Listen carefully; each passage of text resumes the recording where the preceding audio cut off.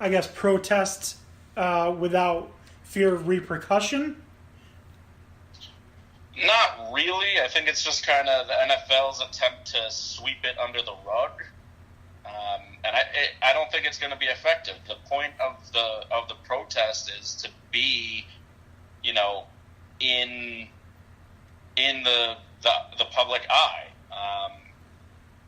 So, players that are trying to protest this, I don't think are going to go quietly into that good night, if you will. Really, what the NFL could have done is just stop broadcasting the anthem. They did not used to do it. The players did not used to have to come out prior to the anthem, and it was not televised. And I think a recent report just showed that the NFL was taking a lot of money from the Department of Defense for televising the anthem and making a spectacle out of it in order to increase recruitment. So, there's your big conflict of interest. So, I guess we'll see what happens, but I don't think this was a good idea. Okay. Really quickly, I did remember 2 players for Kansas. Did you remember them or did you Google them because you're holding your phone now? I'm on Facebook. That doesn't mean you weren't always on Facebook. I was on Facebook. I remembered them. One of them is one of my favorite players, Kwame Lassiter. Consensus that Dan looked it up. Nah, okay. And then the other one that I remember is Dane Christ, transferred from Notre Dame. Yeah, I haven't Remember heard of him? any of these people. You never heard of Kwame Lassiter? No. What? No. What? No. GTFOH. No, absolutely not. Absolutely not. You haven't heard of Dane Christ? No. He's the one he was the, what's it called? Notre Dame quarterback that, what's his name? The one that was with the Browns and not anymore. Brady Quinn? No. The other one.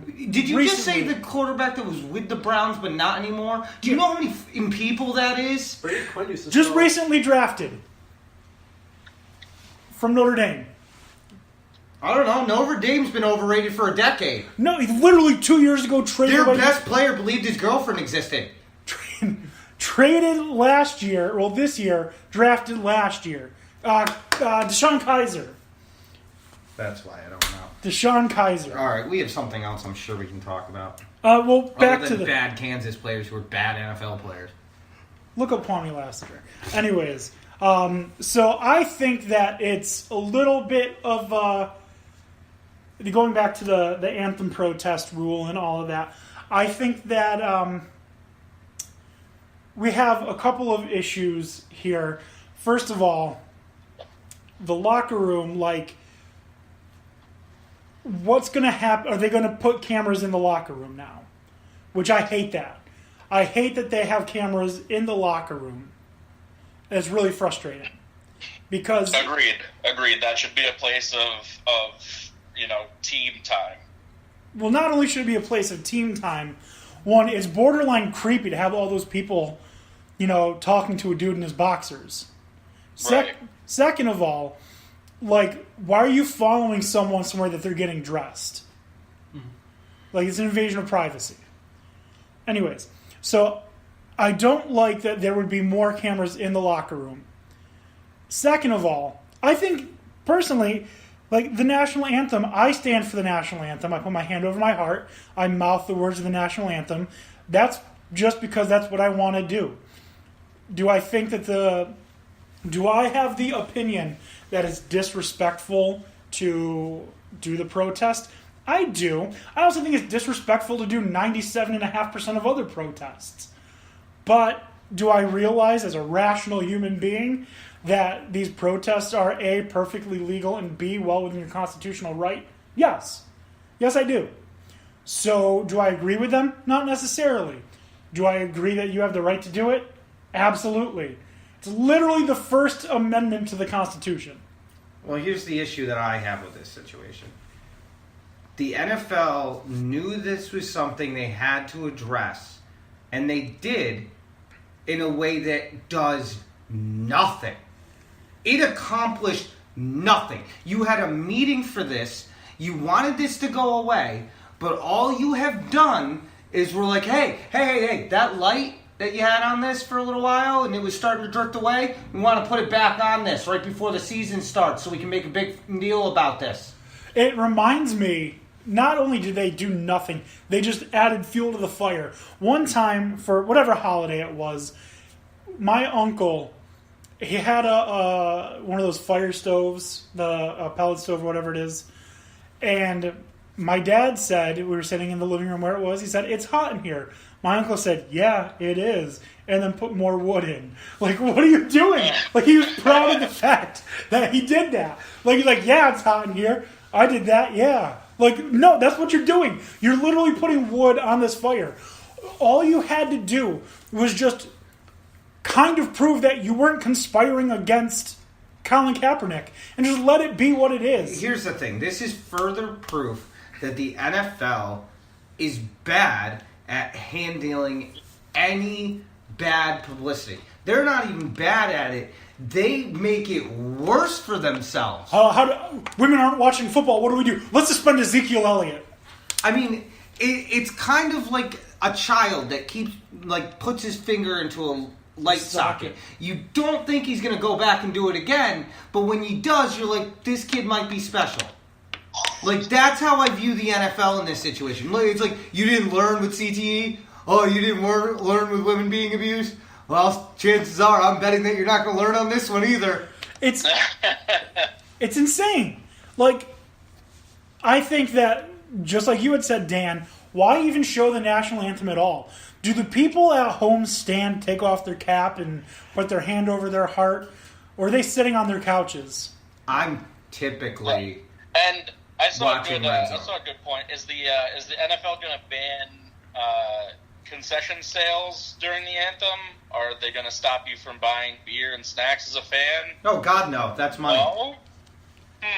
How about that? So what's this really about? Is this about... It's about sponsors being pissed. It's about a presentation of a product, and it's about what they perceive as their numbers dropping because of it.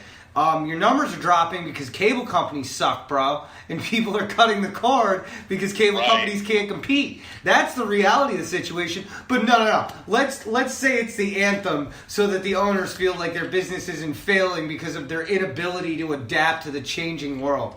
You're onto something there. It's also the fact that a lot of people now see these players as overpaid divas. You want to know what I love about Red Zone? Is they make a big deal about this, but the Red Zone doesn't start until the first kickoff. I don't have to watch a national anthem at all, and I can watch every game. You know what I'm doing during the national anthems? Most likely checking out whatever I got in that crock pot. What you got in the crock pot? Depends on the week, bro. I change it up every week. The NFL's worried about their presentation and getting these numbers back. You just alienated a whole nother section of the population by doing this asinine policy. So good luck with getting your numbers back. I'd be surprised if they don't fall even further. What I think they should have done if they wanted to stand on this policy that you have to stand for the national anthem or stay in the locker room is say, okay, we'll do a little bit of a trade here. You do this for us, and we'll let you do whatever it is you want to do with your cleats, with your nameplate, with stickers on your helmet, as long as it's... Listen, I don't need the stickers on the helmet. I don't give a crap. There's never been once that I've ever watched a football game and not paid attention to the play and gone, holy crap, would you look at those cleats? It's never happened. I might see it in the replay or when he's doing his dance in the end zone, but I'm certainly not paying attention to it when he's running a 15-yard hook, okay? I'm not. I'm looking at the coverage and I'm looking at the line. How's it holding? Right. But you're also, for the most part, not looking at the anthem protest. That's true, but again, the cleat thing is something stupid. Here's the thing that this can backfire. The league wants to make this a rule. Well, then how many more athletes do you think eventually they're going to come to the realization that they can, all of them, if they choose to make the NFL look bad, is all go Marshawn Lynch on them. Everybody's response to every question is, I'm just here so I don't get fined. Yeah. You know how much of a detriment that would be to post-game interviews? I also saw this thing that I thought was funny, that every quarterback for the first game of the season, their first snap should just take a knee. Yeah, that would be hilarious. Problem is, they're not the majority of the quarterbacks. I'm really not saying this to sound like an ass, but the majority of the quarterbacks aren't exactly the ones that are bringing up this argument for reasons of their background, okay? They're not the ones that were bullheading this. That being said, it would be a great statement to the NFL that every quarterback on the first play takes a knee in the first game. That would be hilarious to me. Anything that makes those rich assholes uncomfortable, I find enjoyable. I mean, let's take a look. Going back to your point. I hope Baker Mayfield actually whips it out on a Monday night game. Tony. I mean, he's the kind of person who would do it. I'm just talking about the owners being uncomfortable because that would really be like, oh no. I just want to go back to what you had said previously about how the quarterbacks for the teams aren't the ones that are, with this fight or whatever. They're not the ones spearheading this effort. But there's a lot of prominent ones that it does affect that could be.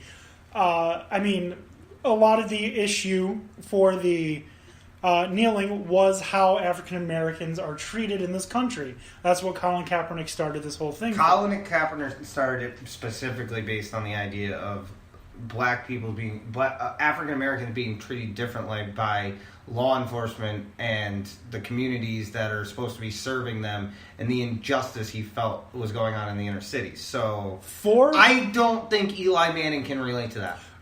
Eli Manning can't, but Tom Brady cannot. Okay, let me get to the point that I'm making. Eli Manning, Tom Brady, Aaron Rodgers, maybe not.